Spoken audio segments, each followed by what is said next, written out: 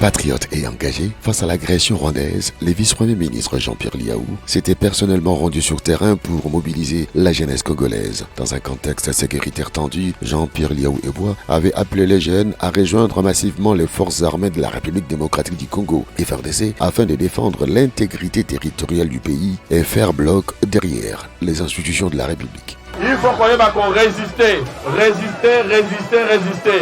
Nous avons 5 à la bande à Nyoto. Awa ya Bongananga, ya Bumba, ya Lisala, même message. Na Mbandaka, na Gemena, na Bukavu, na Goma. Les jeunes, il faut résister. Il faut résister face à l'ennemi. Toyokani?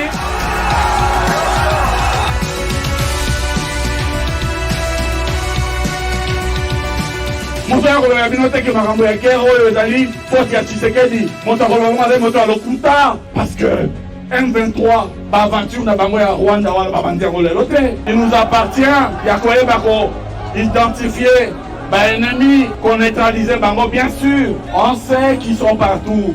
Yango wana bozana devoir ya vigilance.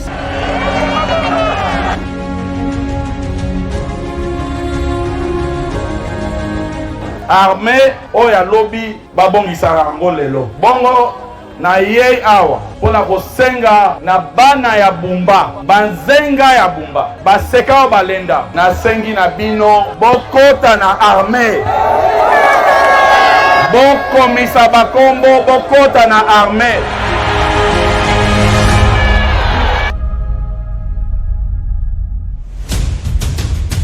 Massacre, égorgement na Est. Pour enterrer les Congolais vivants na Est. Voilà, enjeu ya lelo yango wana. Koyeba koloba non kuna katala.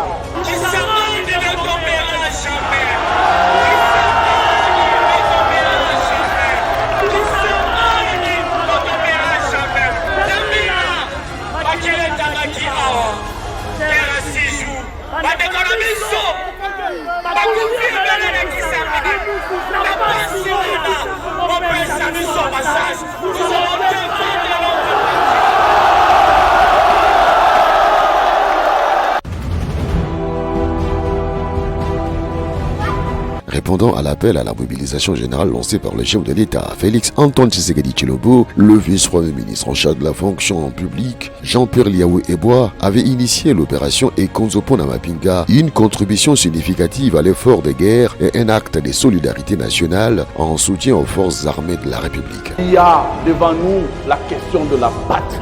Et les fonctionnaires font partie du corps national. Et lorsque la nation est ébranlée, ils doivent participer aux efforts nationaux. Voilà pourquoi j'ai pensé qu'il était important que nous puissions chercher un cadre. Et ce cadre a été trouvé, le concept Ekonzo Namapinga, devant permettre à chaque fonctionnaire, en son âme et conscience, et en toute liberté, de mettre chaque mois, dans les limites de ses moyens, quelque chose dans le compte dédié qui sera ouvert par le ministère des Finances. Dans la salle unanimement, nous avons accepté que nous allons faire un effort. Nous, fonctionnaires, nous allons contribuer. Utiliser toutes les armes possibles sur le plan d'information. Et ces armes sont connues. Facebook est une arme.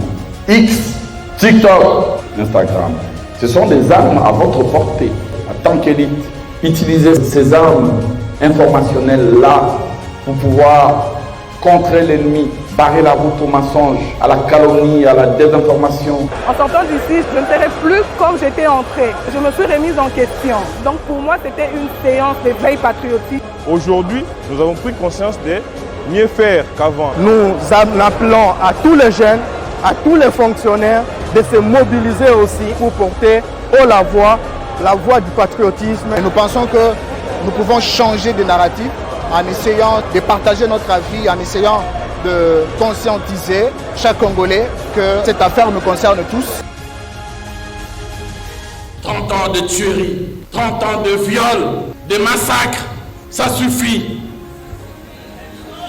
10 millions de morts, plus même, ça suffit. Des femmes violées à la chaîne, ça suffit. des hommes égorgés, enterrés, vivants. Ça suffit. Il faut que cela s'arrête, de gré ou de force. Nous demandons à toutes les femmes de l'administration publique, à toutes les femmes des entreprises publiques de mettre la main dans la poche pour que nous puissions venir en aide aux FARDC.